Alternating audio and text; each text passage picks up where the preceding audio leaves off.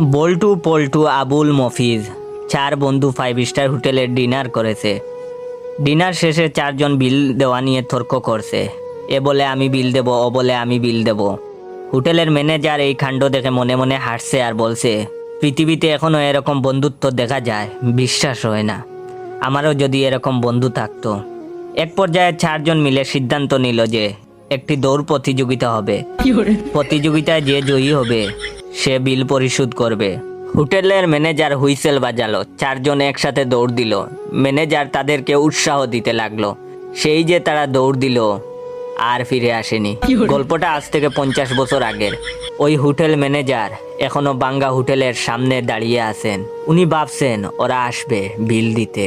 এখন আপনারা কমেন্ট করে বলুন ওরা বিল দিতে কবে আসবে।